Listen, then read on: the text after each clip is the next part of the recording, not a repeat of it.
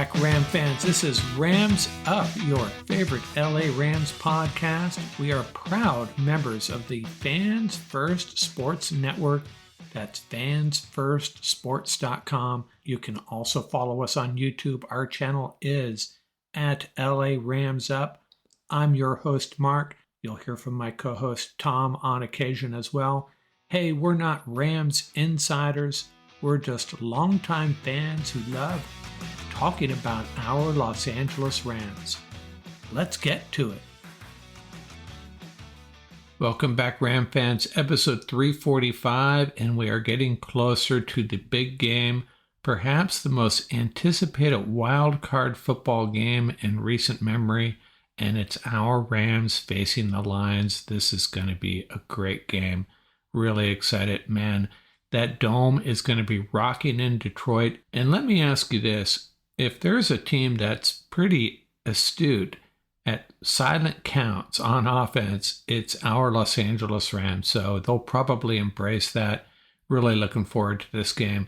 I'm going to just kick back and enjoy it. At least that's what I'm telling myself. I have a feeling this is going to be a really stressful but fun game. And I think the Rams are going to pull it out. A lot of people seem to be picking the Rams. So they definitely have a shot here. I have my preview of the game coming up.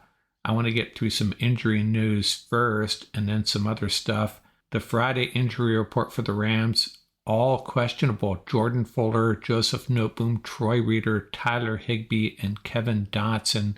Heard Bobby Brown was ill as well, but the Rams are expecting Dotson and Higbee to play. The big question on the Lions side is Sam Laporta.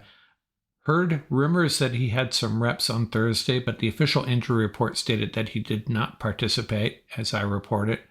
On Friday, they list him as a full participant, but still questionable. Hey, bottom line is we don't know, and I don't think they're going to know until Sunday morning, or maybe they do know, but they're not playing their hand. Keep the Rams guessing about how involved their tight ends are going to be in this offensive game plan. They may know already, but no reason to tip their hand. Now, weather won't be an issue in the Rams game, but Miami at Kansas City and Pittsburgh at Buffalo, not going to be ideal football weather. Now, a lot of people love this. Old school football played in freezing temperatures. I'm sorry, I'm not buying it. The NFL is such a great product. I want to see it in the best conditions possible. Nice weather in a dome. Hey, okay, cold weather once in a while, we can deal with that. But these weather conditions are dangerous, and I don't think we're going to see the best football. But hey, maybe there'll be good games. Maybe they'll be exciting from the comfort of our living rooms. But in this day and age, shouldn't be playing in these conditions. That's just my opinion. Now, I get it. Obviously, they have no choice, but maybe some of these cities need to build domes. Before the season started, Paul, Tom, and I had a season preview and we made our playoff predictions, and we all pretty much did the same. We all nailed, I think, 4 out of the 8 division winners. And I think we all got 8 out of the 14 playoff participants right. Just shows you how tough this is. Now, Paul picked the Eagles over the Bills in the Super Bowl. Now, that could still happen, but probably not likely. Eagles winning it doesn't seem very likely right now. I picked the Bills over the Eagles. So the Bills have a shot of winning the whole thing. Tom may be on the best track. He picked the Ravens over the Cowboys in the Super Bowl, and that's a very likely matchup at this point. Hey, still counting on the Rams getting there, though. Before we get to my game preview, a few episodes ago I talked about all the ex-Rams in the playoffs. Jalen Ramsey, Taylor Rapp, Jared Goff, Josh Reynolds, Greg Gaines, Baker Mayfield, several other guys. One guy I left off happens to be a guy that wore number 45 for the Rams, and it's episode 345. So, hey, let's talk about him. Ogbo Okoronkwo, the Cleveland Browns outside linebacker. He was an original Rams draft pick, played for the Rams for 3 years. Out of Oklahoma, a senior in 2017, he won the Big 12 Defensive Player of the Year and was named All-American. 6'2", 250 pounds, defensive end, edge, outside linebacker, whatever you want to call him. Drafted by the Rams in the 5th round of the 2018 draft.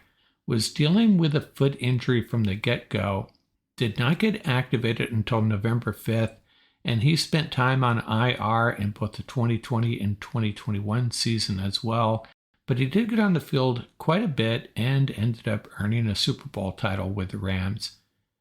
Finished his Ram career with 4.5 sacks over 3 years and 33 games. Signed a 1-year deal with the Texans and then a 3-year deal with the Browns.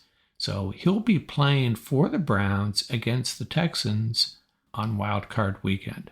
So Okpo Okoronkwo, let's just call him Oko, number 45 for our Los Angeles Rams. Pretty good player.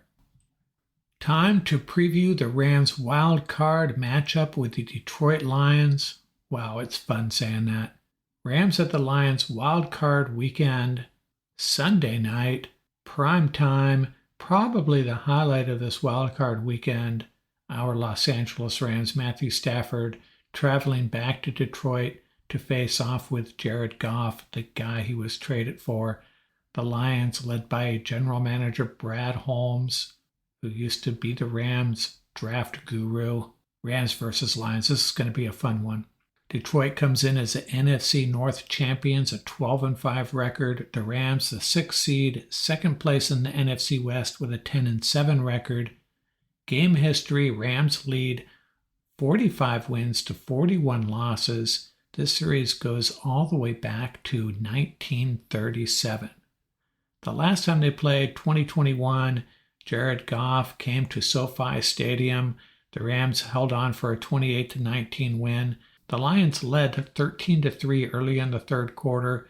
Stafford threw 3 TD passes after that, 2 to Kupp, 1 to Van Jefferson. Stafford ended up throwing for 334 yards. Goff had a decent day, threw for 268 yards. Lions pulled off an onside kick in that one. Any games that should be mentioned? I went back through the history of these two teams. They had a playoff game back in 1951. There was one game I found that I don't really recall this game, but I feel like I should. 2009, the Rams 17, the Lions 10 in Detroit. Steven Jackson had a 25-yard run with 1:38 left for the win. That broke a 17-game losing streak. That's right, 17 games. That's how bad it got at one point for our Rams. Rams came in winless, the Lions came in with 1 win, and they both left that game with 1 win. Jackson ended up with 149 yards rushing in that game. The Lions quarterback in that game, you guessed it, rookie Matthew Stafford. And this is how inept the Rams were at this point. And another reason why I can't believe I don't remember this game, I should have remembered this. Apparently, James Butler of the Rams tried to return an interception out of the end zone and was tackled for a safety for the Lions. And the Rams scored on a trick play, kicker Josh Brown to tight end Daniel Fells for 36 yards. And I don't remember that one either. Sounds like a heck of a game, and I know I watched it, but there you have it. The odds for this game, Lions by 3.5. Let's take a snapshot of the Lions season. They opened up on Thursday night, remember, at Kansas City and pulled off the win. Then they lost to the Seahawks, ran off 4 straight wins, another loss, and then 3 more wins to get to 7-2. They closed the season with a 4-3 record, had that weird loss to the Cowboys. Should we discount that as a win? We probably should. Team stats, they're second in the league in passing yards per game, 5th in rushing yards per game, and 5th in points scored. Defensively, not quite as strong, 23rd in points allowed. Player stats, their key guys, Jared Goff, obviously, 4,575 yards passing and 30 TDs. Their rushing attack is pretty formidable. David Montgomery and Jahmyr Gibbs, the rookie, man, he's a really scary back when he's in space. 1,019 and 945 yards rushing, respectively. 2-headed monster. That is going to be a big challenge for the Rams defense. Amon St. Brown out of USC, 1,515 yards receiving, and rookie tight end sensation Sam Laporta, over 800 yards receiving. Lions haven't counted him out, but I have a hard time believing he'd play. They have an excellent offensive line led by Frank Ragnow and Penei Sewell.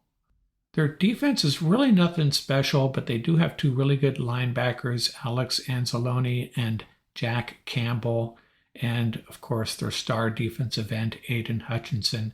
He has 11.5 sacks, but no one else on that defense really gets to the quarterback. Dan Campbell's the coach, but I think the star of this coaching staff is offensive coordinator Ben Johnson. Ian, Tom, and Paul talked a little bit about him on a roundtable.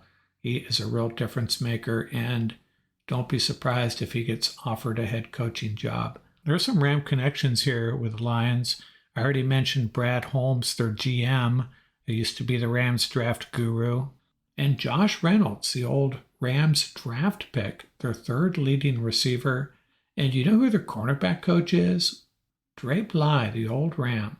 You know, Brad Holmes helped run the Rams draft for several years, did a really good job, and he's been nailing it in Detroit. His first 4 picks this year, Jamar Gibbs, Jack Campbell, Sam Laporta, and Brian Branch, and all 4 of these guys have played and played well.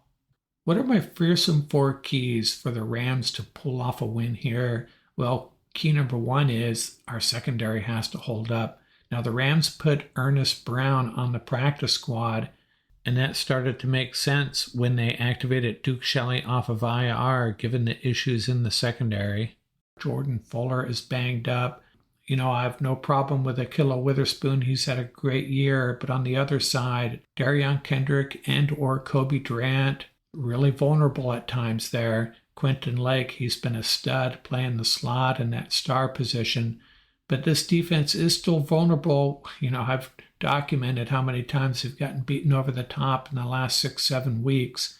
And this is a team that can chew you up if you make mistakes in the secondary. So the Rams secondary has to hold up. For some key number 2, hey, we are very familiar with Jared Goff. And what is the key to stopping Jared Goff is making him a little bit uncomfortable. You don't necessarily have to get to him. I think we will get to him once or twice. Really good offensive line, so it's going to be tough, but we still have to make him uncomfortable. If he's standing in the pocket, stepping into throws, he will dice and splice us. So we got to make him uncomfortable, whatever it takes. Maybe even blitz a little bit. Fearsome key number 3, Lions' run defense is pretty solid. Pass defense, not so much, but we can't become one-dimensional. We have to find a way to move the ball on the ground with Kyren Williams, and I think we will. As good as this run defense is, we got to make some headway on the ground, got to get Kyren Williams rolling early. Maybe we pass first, and if we have success, we got to be willing to go back to the run. Don't become one-dimensional. And fearsome key number 4, I don't know, man. Hopefully it doesn't come down to our kicking game. We got to figure that out. We either got to convert 4th downs in Lions territory or just punch it in the end zone without ever getting to 4th down. If we have to kick some field goals, hopefully Brett Maher comes through. I don't know what to say about it. It's the one thing that I'm really most worried about, the thing that could come back and bite us. And what's the solution? What's the key? Make field goals or just don't kick them? I don't know. I don't have the answer. But if we're lining up Brett Maher for a 48-yard field goal, I'll be nervous. And by the same token, if we're going for it on 4th and 4 from the Lions 34, I'll be just as nervous. Actually, my vote would be, let's go for it. Final thoughts on this game. Like I said, it comes down to us not having to settle for field goals. And I'm going to echo what Nick Wright of Fox Sports had to say about this game. I love Nick Wright. He's almost always right. And he was in an argument with a few other guys who were just all over the Lions. And he was asking 3 questions that really drew crickets from the other guys. First question he asked was, who has the better coach? Well, I think it's Sean McVay. The second question was, who has the better quarterback? Well, that's an easy one too, Matthew Stafford. And the third question was, who has the better defense? And this is pretty close as well, but I think the fact that you have Aaron Donald on one defense, I'm going to go with the Rams on that, and that was the point Nick Wright was making. But it's really going to come down to which secondary plays the best, in my opinion. The Lions secondary is not very good. The Rams secondary is okay, but if Jordan Fuller can't go and Darion Kendrick or Kobe Durant fold under the pressure, Rams could be in trouble. But it's not going to come to that. Rams are going to win by double digits. Rams 35, Lions 24, and you note that 35 is 5 times 7. No field goals for us. Rams win and advance to the divisional round.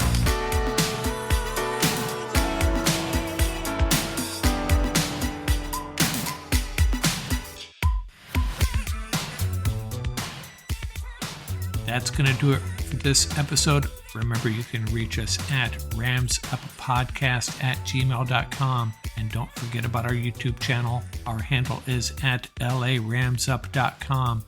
Till next time, keep the horns up, stay safe, and have fun out there.